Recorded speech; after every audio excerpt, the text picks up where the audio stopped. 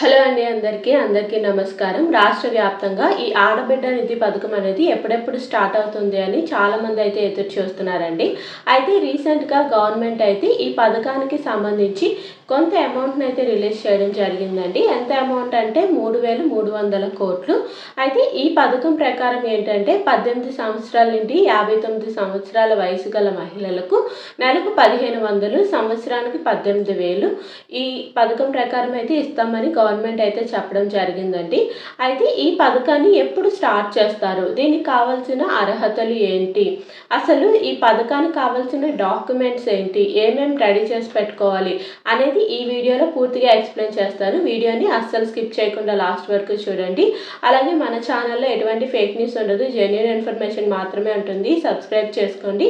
Like చేస్తే ఈ video చాలా మందికి యూజ్ అవుతుంది. సో లైక్ చేయండి. మీరు లైక్ చేయడం వల్ల 10 మందికి రికమెండ్ అవుతుంది. ఇంకా లేట్ చేయకుండా వీడియోలోకి అయితే వెళ్ళిపోదామండి.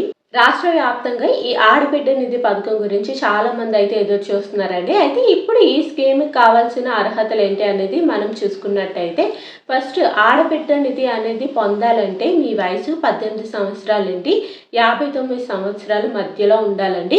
18 సంవత్సరాలకి తక్కువ ఉండకూడదు, 59 సంవత్సరాలకి ఎక్కువగా ఉండకూడదండి. ఇలా కానీ ఉన్నట్టయితే మీకు ఈ పథకం అస్సలు వర్తించదండి.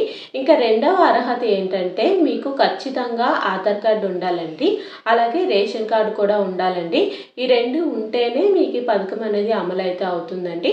అలాగే ఖచ్చితంగా మీరు హౌస్ హోల్డ్ మ్యాపింగ్లో అయితే ఉండాలండి. హౌస్ హోల్డ్ మ్యాపింగ్లో ఆడబిడ్డ నిధి కోసమే కాదండి, ఏ సంక్షేమ పథకమైనా మీకు హౌస్ హోల్డ్ మ్యాపింగ్లో ఉంటేనే వర్తిస్తుందండి. ఖచ్చితంగా హౌస్ హోల్డ్ మ్యాపింగ్లో ఉండండి. హౌస్ హోల్డ్ మ్యాపింగ్లో ఉంటే ప్రతి సంక్షేమ పథకం మీకు వర్తించినట్టే, ఆడబిడ్డ నిధి మాత్రమే కాదు ఏ పథకమైనా వర్తిస్తుంది. అలాగే ఏంటంటే మీరు దారిద్ర్య రేఖకు దిగువన ఉండాలి.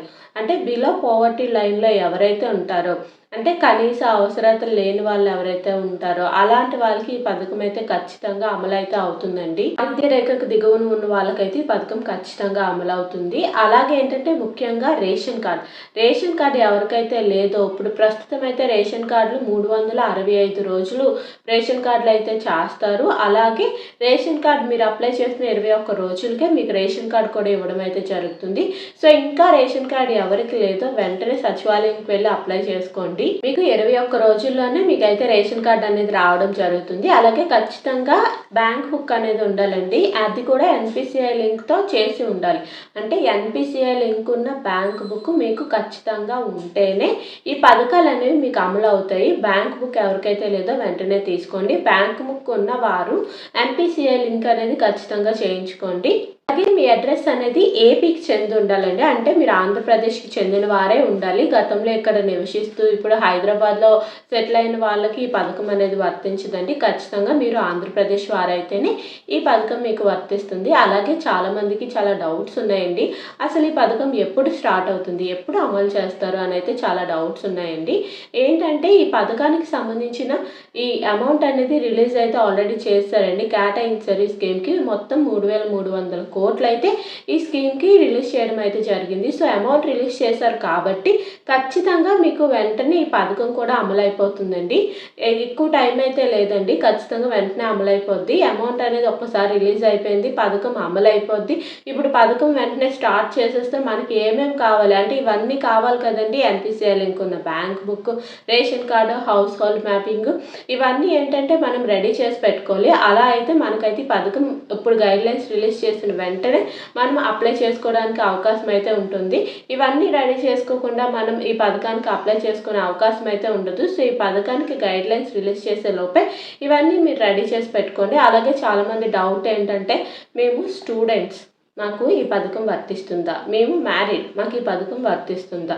మేము ఆల్రెడీ జాబ్ చేస్తున్నాం, మాకు ఈ పథకం వర్తిస్తుందా? లేదా మేము గవర్నమెంట్ నుంచి పెన్షన్ తీసుకుంటున్నాం, మాకు ఈ పథకం వర్తిస్తుందా అని చాలామంది అయితే డౌట్ పడుతున్నారండి.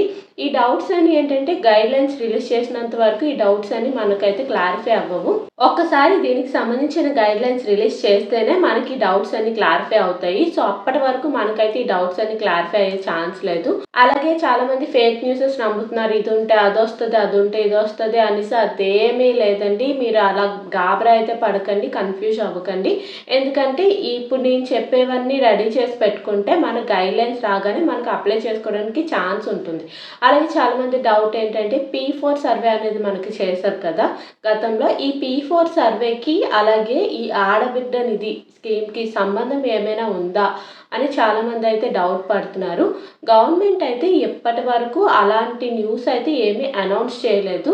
ఈ P4 సర్వేకి ఆడబిడ్డ నిధికి సంబంధం ఉంది అనే న్యూస్ అయితే గవర్నమెంట్ అయితే రిలీజ్ చేయలేదు. సో ఎవరు కన్‌ఫ్యూజ్ అవ్వకండి. గవర్నమెంటే ఇంకా ఏమీ ప్రకటించలేదు. గవర్నమెంట్ ప్రకటించినంత వరకు కూడా మనకి ఏం తెలీదు. ఇక్కడ చాలామంది ఫేక్ న్యూసెస్ నమ్మకండి, కన్‌ఫ్యూజ్ అవ్వకండి. మీకు బాగా అర్థమైందని అనుకుంటున్నాను. సో ఎవరైతే ఇవేమీ లేకుండా అంటే హౌస్ హోల్డ్ మ్యాపింగ్‌లో లేకపోయినా, ఎన్‌పీసీఐ లింక్ లేకపోయినా, ఆధార్ కార్డ్, రేషన్ కార్డు ఏం లేకపోయినా సరే వెంటనే చేయించుకొని రెడీగా ఉండండి.